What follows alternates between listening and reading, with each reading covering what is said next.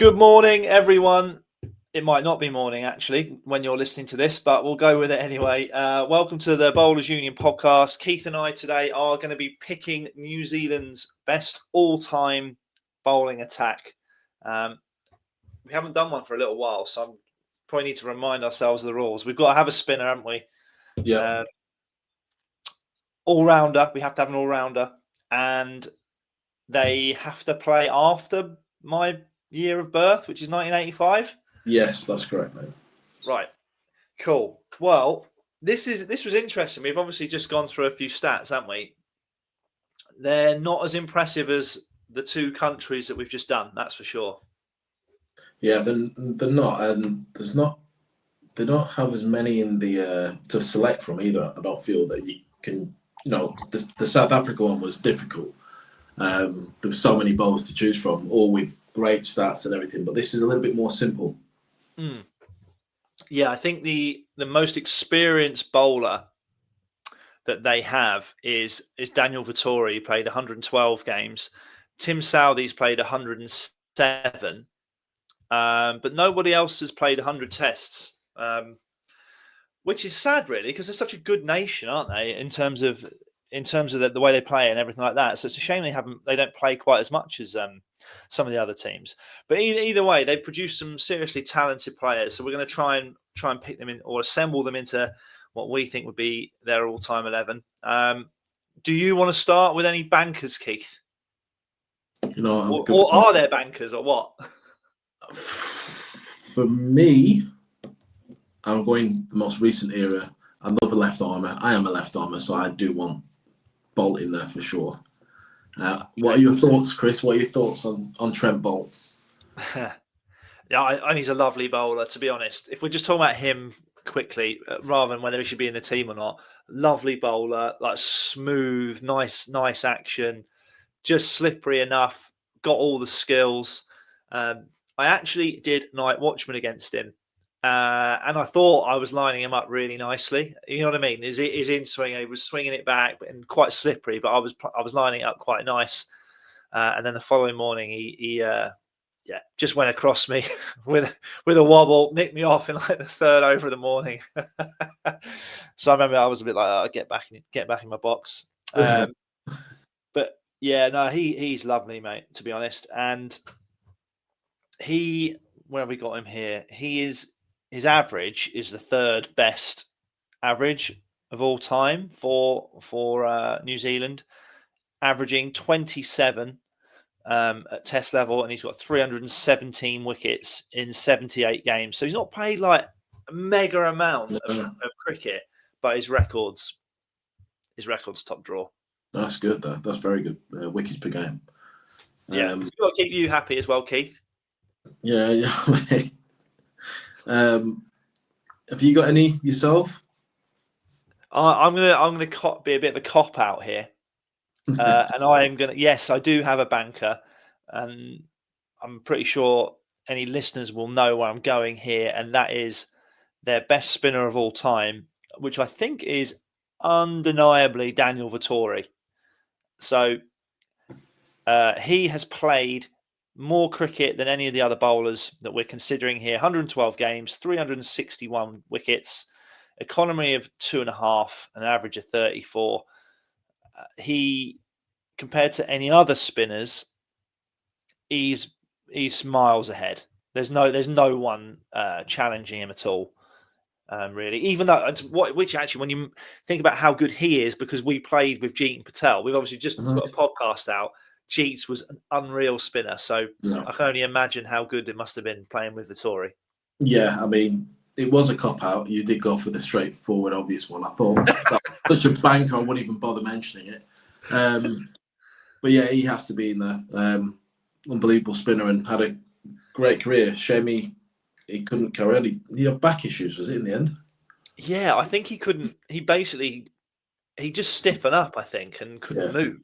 And I think it used to sometimes be like in games and stuff. He'd just have to like not participate, basically. Yeah. I don't think I played against him. Have you played against him at all or not? No, I haven't. No. Try and see. It says here he played until 2014. So yeah, I guess he would have been he wouldn't have wasted too many overs at me and you, I don't think, toward the end of his career with his dodgy back. So anyway, he's our spinner. You're not happy that I've picked him, and you think I'm cheating a bit there because it's too simple. And now I've left you. You've got the next pick, or the next suggestion rather. Who you think? Well, just because he finished not long after we were born, but his stats were very good, was Richard Hadley. I'm sure you've got your thoughts on him, Chris. I didn't think you were going to go him at all. Well, yeah. I mean, he finished in 1990, so he qualifies. Yeah. He qualifies because he does. I'll say I've actually seen a lot of him bowling, but his reputation is one of the sort of the greats of that period, isn't he? And that sort of era in terms of his all-round game. Let me just grab him up here. So his bowling average is 22, which is obviously amazing. So 431 wickets at 22, and he actually only played 86 games, by the way, which is wow. I thought he might have played more. So in that sense, that's an unbelievable return. But he also averaged 27 in Test cricket, 3,000 runs, and he had a high score of 151. Wow. Which that's fair to say he's definitely in that all-rounder category, isn't he? Yes. Yeah. I'm happy to put him in the all-rounder spot if you are. But for me, mate, he's definitely in that team. On what role? I can't think of many others that will compete the same for him in that all-rounder spot. Well, maybe this is a time then to mention Chris Cairns, because he is someone that could be considered an all-rounder, right? So I remember watching him. You might have. I don't know if you would have watched him. He got Chris Reed out with that kind of floaty slur ball that time. Have you ever seen it where Chris Reed literally ducks? Yeah. And he just it's like I think it's Chris Reed. Let me just find my stats for Chris Cairns. So Chris Cairns played 60 games. Again, not a massive amount compared to some of the people we've looked at, but 218 Test wickets at 29 with an economy rate of 3.2, which that's a really, really nice return. Bearing in mind the level that we're talking about. And actually, when he was playing, New Zealand weren't. I don't think they were kind of as strong as they maybe have been recently. No, Do you know what I mean? He was proper linchpin, but he averaged 33 with the bat, so more than Sir Richard Hadley, with a highest score of 158. So he would have shaded Hadley on the batting front. So I think we've got to just have him in the background here. Do you know what I mean? Yeah. I'm not saying he gets in over Sir Richard Hadley, but it might be that they both play. Do you know what I mean? You're going to see I think there's going to be a little issue that crops up here in a second. Do you want to mention another one, or do you want me to go? No, you go, mate. Oh, damn. Right, okay. I'm gonna nick. I reckon the best one here. You sure you don't want to go for this one? Go on, let's see what you got. Okay, Shane Bond. Right, I'm nicking it. Shane Bond had a very, very short career because of injury, but we've talked about in previous podcasts that with this subject, we are picking people on their peak and when they were going strong, right? So Shane Bond, where is he? Here he is. He only played 18 games between 2001 and 2009. He got 87 wickets at an average of 22. Most impressive, though, is his strike rate of 38. So apparently bowled absolute rockets. Gets a wicket every 6 overs. But unfortunately, his body let him down. But when he was operating at his peak, he's probably the most feared bowler that they've ever had, I'd say. I'd agree with that. There was quite a few stories you'd hear about him and just how quick he was and not the most comfortable to face. So he would definitely be in there. I was holding back, thinking you might try and like sit on the fence a little bit, but you've gone the kind of safe option, Chris. He's definitely in, right? I mean, his average, he's the best average of anyone that we're talking about here, I think. In fact, probably the best average. Let me double check our stats. He might have the best average of any New Zealander in strike rate. Oh my word, though, I've actually just seen someone who we might have forgotten. So looking at these now, Kyle Jamieson, he actually has played 19 games. So he's played one more game than Shane Bond. But he's got 80 wickets. Again, 7 wickets less than Bond. But his average is 19 with a strike rate of 44. That's pretty tasty too. But that is, yeah. I feel like that's more than it is. I'm not saying he gets in over Bond, but I'm just thinking, should we be considering him?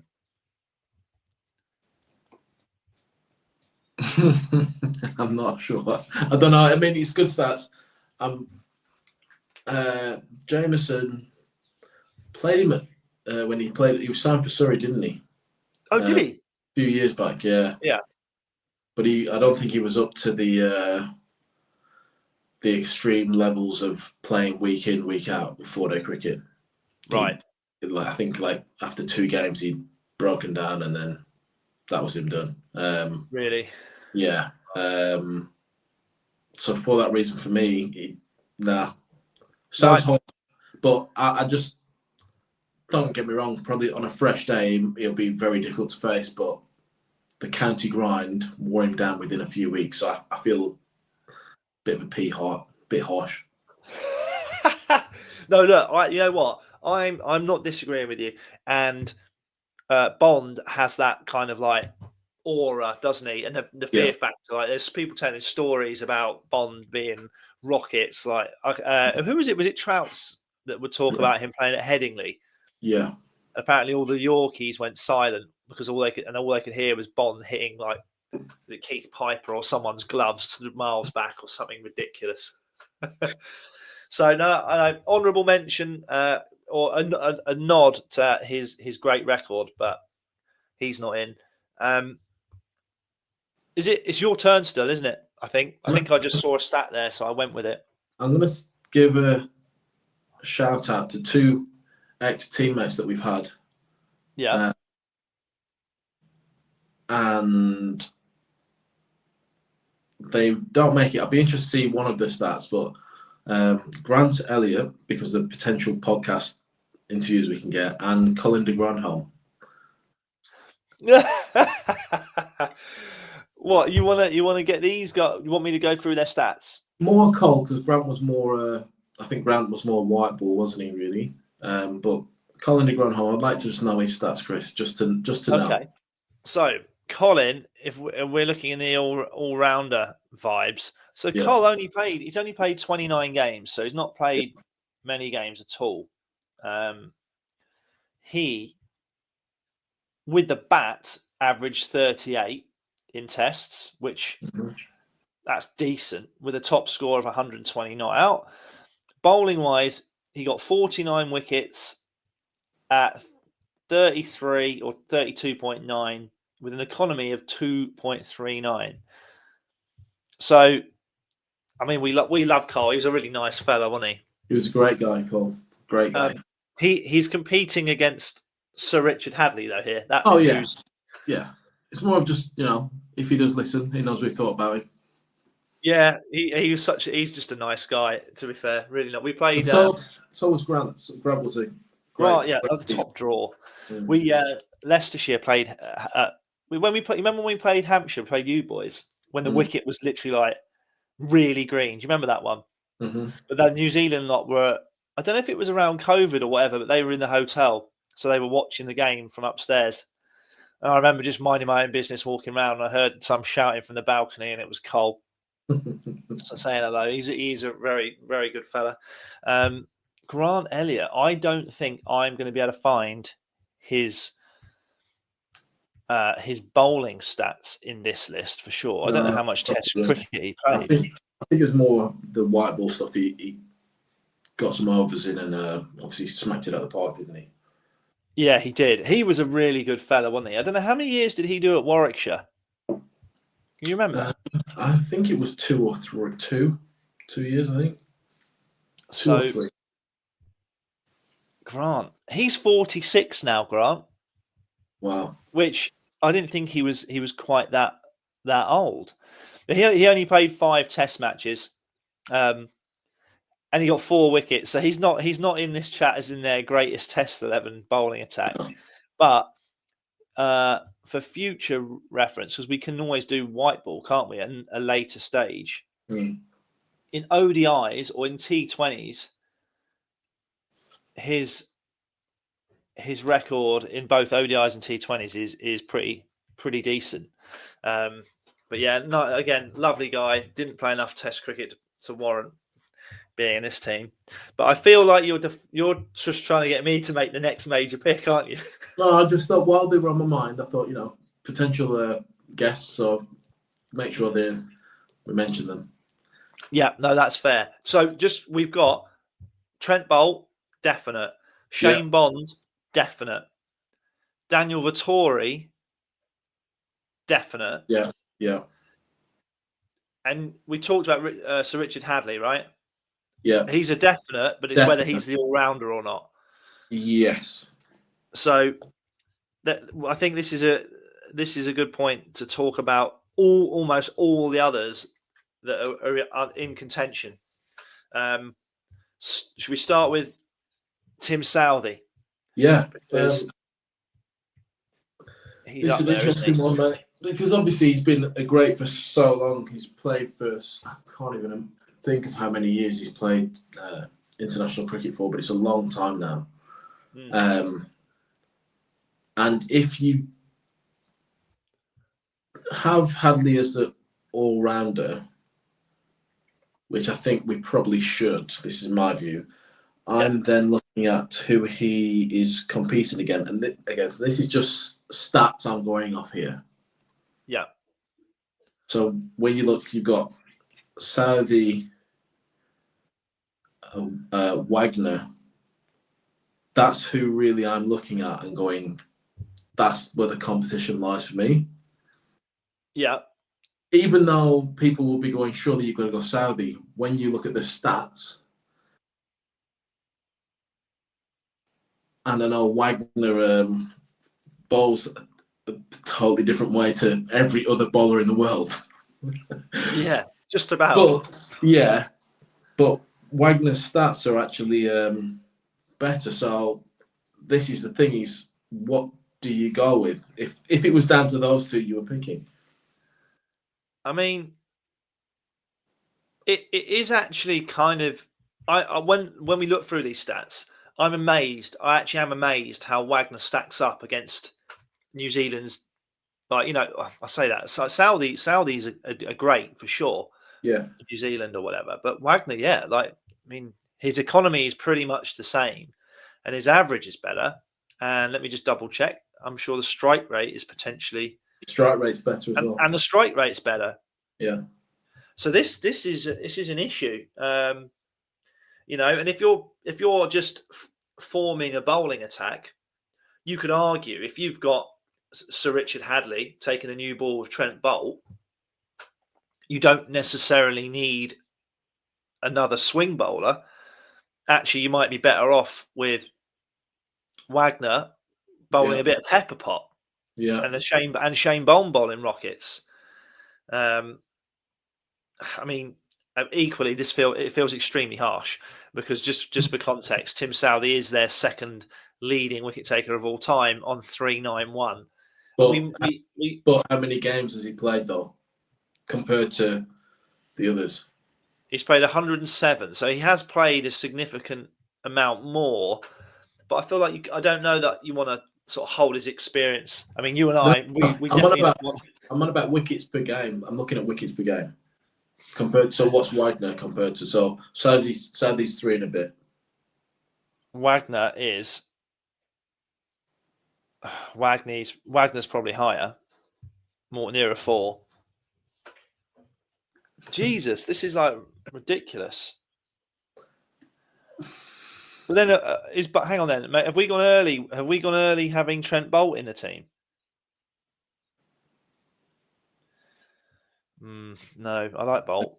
No, I don't think so. If we're going off stats here, strike rate, which we don't normally do, but I feel like we need a bit of help here. Strike rate for Bolt and average is still better than Southey. Wagner's actually stats are better than Bolt in a strike rate and average. They're both the same, aren't they? I think so. They're similar. They're very, very similar. Bolt's average is fractionally better. His economy is, and I mean fractionally. His economy is fractionally better. No, Bolt is better. Bolt is better. Strike rate, Wagner's 52, Bolt's 54. Not really much in his. Yeah, negligible. But yeah, from what they do, you'd say Bolt is better. But Wagner's found a way of being successful to everyone else, which I remember thinking this is the worst plan ever. Even when playing, it come off as an overseas, and you're like, why are you just bouncing people? But he either rattled you on the head, hit you somewhere, or you took it on, and chances are he'd get you out. It's really weird how that's been a successful tactic for 10 plus years. Yeah, and actually, again, the stats completely back it up. The other, just quickly, the other bowler that we had down here that people might remember is Chris Martin, right? So he got 233 wickets in 71 games. His average is 33, economy 3.3. So he's in there, top 10 wicket takers of all time, but statistically he is kind of just out of this group. So essentially we've got one spot here, and it's either Chris Cairns as an all-rounder, and then Hadley becomes our bowler and just a bowler, or it's Southey, who's the second all-time wicket taker behind Sir Richard Hadley, or we're going with our man Wagner because he bowls bumpers, pepper pot, and actually statistically he shades it. Right, so the only issue with this, right, because it may have sounded like I was pushing Wagner, is I'd be livid as a bowler after he's bowled with it, knowing that ball is absolutely ruined because he's just been slamming the deck, and the ball's probably maybe not gone out of shape, but it's kind of just looking like a dog's ball. That would wind me up quite a bit. I don't know what you think of that, but it bugged me. Right. Yeah, no, 100%. And, it is sometimes you can, if you go early with bouncers and it doesn't go to plan, you can actually take your swing bowlers out to get out the innings. Yeah. Also, in this team, we have Bond who can bowl short if required. That's what I would say. And we haven't got the stats here because, frankly, I don't know where I get them. But I reckon Wagner probably was used more at the lower order. Yeah. More. So like Southey's bowling at over his career. So Southey's career has spanned 2008 to 2024. He's bowling at Pontings, yeah. He's bowling at some absolute jets potentially all the time. And I dare say Wagner a little more is throwing the ball and bowling at more middle order, maybe lower order players, and you know what I mean. I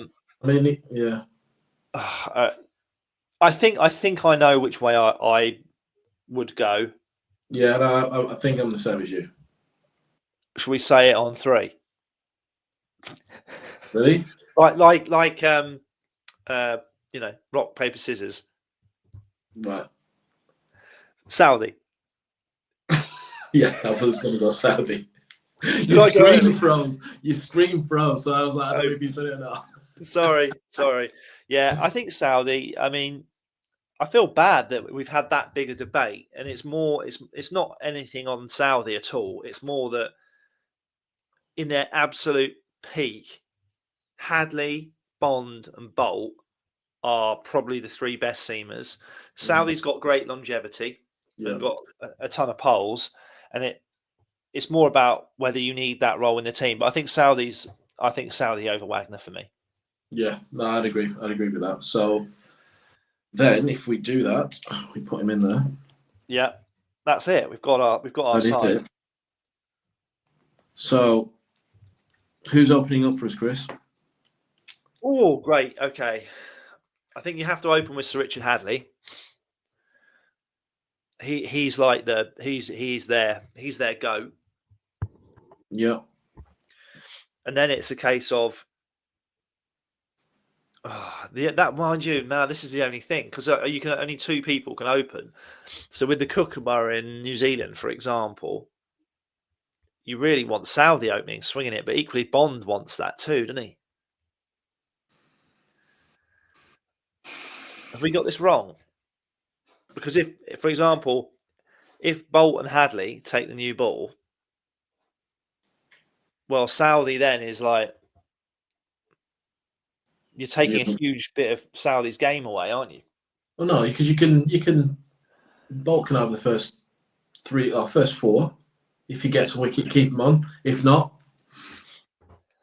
all right. So I mean, I personally, I'd give Bolt the new ball with Sir Richard Hadley. Agree. And then you've got Bond and Southey to follow them up. Bond to be used if you need a spell of quick short stuff, you've got Bond up your sleeve, and obviously if it spins, get Vittori into the game. It's pretty solid. It's a pretty tasty unit. So we're happy with that. Very official. happy with that. Yeah. Right, and actually, you know what it does in terms of as a batting order as well. It's quite good. So like you'd have like Richard Hadley would be at 7, Vittori would be 8, Southey would be 9. I don't know who would be 10, 11 out of Bolt and Bond, but actually Southey at 9, that's quite strong in a team as well, I think. Yeah. I'll tell you who, just before we wrap this up, Matt Henry. It'd be really interesting to see where he finishes up, because he's on 120 poles at an average of 29 at the moment. And he's only played 30 games. So obviously he's been blocked quite a bit by Southey and I guess Bolt. But he's still an amazing bowler. I literally love Matt Henry. In fact, that's a clip for Instagram. In fact, that should be our next review. Yeah, I completely agree. I think your signal's just gone a little bit there, but yeah, definitely. I mean, we can tell stories about him as well because we played against him a little bit. But yeah, he's a fantastic bowler. Right, so quick recap: Sir Richard Hadley, Daniel Vittori, Tim Southey, Shane Bond, and Trent Bolt. That is, in our opinion, New Zealand's all-time Test bowling attack of the modern era. So if you want to go back to the 30s and 40s, then by all means do. We're not doing that. Stay in that era yourself. No. But how do you think that ranks against the other? I know this is going to be a different episode potentially in the future, but how does that stack up for you against the South Africa team we did and the England team we did? Still a very good attack. I'm not as worried with as a whole of the attack, but it's still a very good attack. I just think it's slightly weaker than definitely South Africa's. And England, I think England's just ahead of it. Fair play. But yeah, remember, we're going to have to put these into all these teams into a cup draw. Yes, that'd be good fun. Yeah, right. Well, we'll wrap it up there. Hope you enjoyed the episode. As always, make sure you engage with us, give us a like and a follow on all our social media stuff. And if you know someone who loves a bit of bowling chat, then make sure they're tuning in. Anything else then, Keith, or not? Or is that us? That's it from me, mate. That's it. Perfect. Right. Take it easy, everyone. Have a good day. Thanks.